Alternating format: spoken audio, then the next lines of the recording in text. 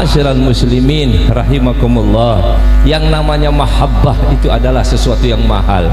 Sampai dikatakan oleh Al-Imam Abdul Aziz Ad-Dabbagh, beliau seorang wali min auliyaillah, seorang ulama minas salihin. Begitu besarnya daripada wilayah beliau, begitu besarnya daripada ketakwaan beliau, sampai dikatakan dalam satu riwayat beliau itu dibanggakan oleh para malaikat-malaikat yang ada di langit. Al-Imam Syekh daripada Abdul Aziz Ad-Dabbagh dibanggakan oleh para malaikat Allah. Syekh Abdul Aziz Ad-Dabbagh suatu ketika ada sesosok malaikat melaporkan kepada Allah Subhanahu wa taala dan berkata kepada Allah, ya Allah, izinkanlah aku untuk menjumpai Syekh Abdul Aziz Ad-Dabbagh. Kata Allah SWT kepada malaikat tersebut, silakan kau untuk menjenguknya, boleh kamu untuk bertemu dengan beliau. Turunlah daripada malaikat tersebut menjumpai Syekh Abdul Aziz Ad-Dabbagh. Begitu menjumpainya, apa yang dikatakan?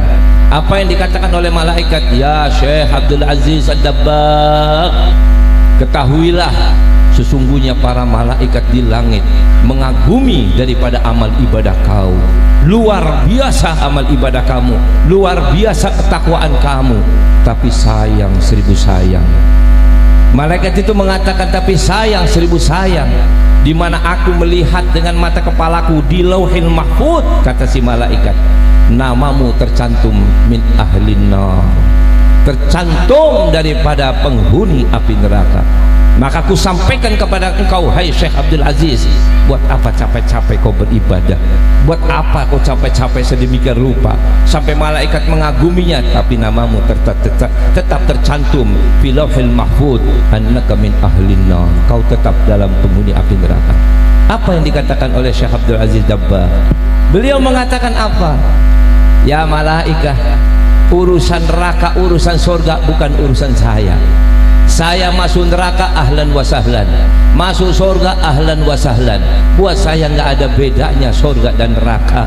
Yang penting buat saya tetap saya mau ibadah kepada Allah, karena saya adalah abdun min ibadillah. Aku adalah seorang hamba dari hambanya Allah. Allah sudah menyatakan kepada hambanya, wa ma khalaqatul jinna wal insa illa liya'budun. Aku hanya untuk ibadah. Soal masalah aku jadikan penghuni neraka, penghuni surga, nggak ada itu urusan. No comment, nggak ada urusan. Buat saya tidak mempengaruhi. Andai kata kau katakan aku min ahli nar, tetap aja aku ibadahku tidak akan berkurang, bahkan akan aku tingkatkan lagi. Kalau kau mengatakan daripada aku min ahli surga, itu juga nggak mempengaruhi amal ibadahku, karena ibadahku ini bukan untuk surga maupun untuk neraka. Aku ibadah hanya karena Allah Subhanahu wa taala. Maka malaikat itu kagum mendengarkan apa yang dikatakan oleh Syekh Abdul Aziz Ad-Dabbagh. Maka beliau ini, malaikat tersebut kembali lagi ke langit. Begitu sampai di langit, penasaran lagi, coba lihat di Lauhil Mahfuz kembali. Maka dilihat kembali kepada Lauhil Mahfuz. Subhanallah, Allah rubah itu kalimatnya. Yang tadinya mengatakan Abdul Aziz Ad-Dabbagh min ahli nar, sekarang berubah menjadi Abdul Aziz Ad-Dabbagh min ahli jannah. Maka dia menjadi penghuni surga Allah.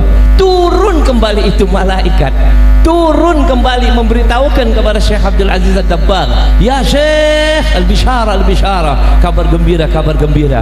Apa yang terjadi ya malaikat? Aku melihat kembali di Lauhil Mahfuz, karena hebatnya kau itu beribadah, Allah rubah nasib kamu yang tadinya min ahli nar, sekarang min ahli jannah. Maka Syekh Abdul Aziz Dabbagh mengatakan, baik kalau begitu, bolehkah aku bertanya kepadamu? Maka kata malaikat itu mengatakan, silahkan kau bertanya saya, apa yang ingin kau katakan? Coba beritahuku dua pertanyaan. Yang pertama, mengapa Allah merubah nasibku min ahlil jannah dari min ahlin nar?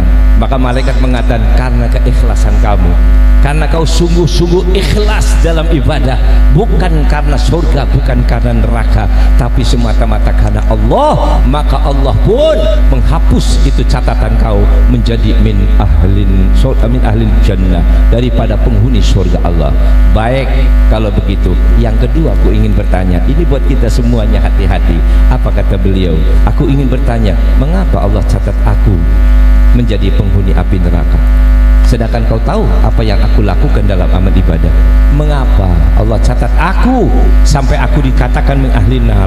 Apa sebabnya? Maka malaikat itu mengatakan, maaf ya Syekh Abdul Aziz Ad-Dabbagh, kau masih ingat pada masa kau masih remaja? Pada masa kau masih remaja, masih muda, ya hitung-hitung bahasa kita mungkin 15 tahunan. Kau masih ingat pada saat kau umur sekitar 15 tahun, masih kau remaja, di mana suatu ketika ibumu datang kepada kau, ibumu mendatangi kau, ingin menyuruh kau, tapi kau melihat kedatangan ibumu, kau berpura-pura kau tidur. Kau berpura-pura kau tidur, maka ibu begitu melihat kau dalam keadaan tidur, maka ibumu tidak jadi membangunkan kamu, tidak jadi untuk menyuruh kamu. Itu Allah murkanya yang luar biasa. Dari situlah maka saat itu Allah mencoret nama kamu. Ibadah apapun yang kau lakukan, Allah tidak butuhkan, Allah tidak memandangnya. Allah tinggalkan semua amal ibadah kamu, kau akan tetap dicoret sama Allah dan dikatakan kau min ahli nar. Itulah sebabnya daripada apa yang pernah kau lakukan, hanya satu kali, bukan menolak perintah ibu. Ibu belum memerintahkan, ibu ingin memerintahkan, ibu ingin menyuruh itu anak, tapi itu anak berpura-pura tidur saja, berpura-pura tidur, sehingga ibu tidak jadi menyuruh. Ibu nggak nyuruh, nggak, tapi Allah tahu apa maksud yang kau lakukan itu mendatangkan kemurkaan Allah, wal iyadu billahi min dzalik. Dari situlah maka Allah murka kepadamu.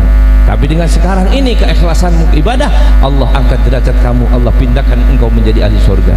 Maka Syekh Abdul Aziz Dabbagh mengatakan, mulai hari ini, detik ini, aku tidak akan berbicara apapun kecuali untuk birrul walidain. Aku sisa umurku, aku hanya untuk berdakwah, untuk mengatakan birrul walidain, bertakwa dan juga berbaktilah kepada kedua orang tua kita. Ma'asyiral muslimin rahimakumullah. Kalau seorang wali min auliya, seorang ulama besar ahli ibadah, dikarenakan hanya berpura-pura tidur saja, tidak mau ingin untuk diperintah orang tuanya, dicatat sama Allah daripada ahli neraka, menjadi anak yang durhaka, maka bagaimana dengan nasib kita? Wal iyadu billahi min dzalik. Mungkin orang tua kita ridho sama kita, mungkin orang tua kita tidak mempermasalahkan kita, tapi jangan salah, Allah yang mempermasalahkan. Orang tua kita ridho sama kita, orang tua kita nggak apa-apa, tapi Allah yang mempermasalahkan. Makanya 3 perkara ini yang harus dihati-hati. 1, hubungan kalian dengan Nabi Muhammad. 2, hubungan kalian dengan kedua orang tua kalian. 3, hubungan kalian dengan guru-guru kalian. Jangan sekali-kali mendatangkan daripada kemurkaan Allah dikarenakan hubungan kita yang tidak baik.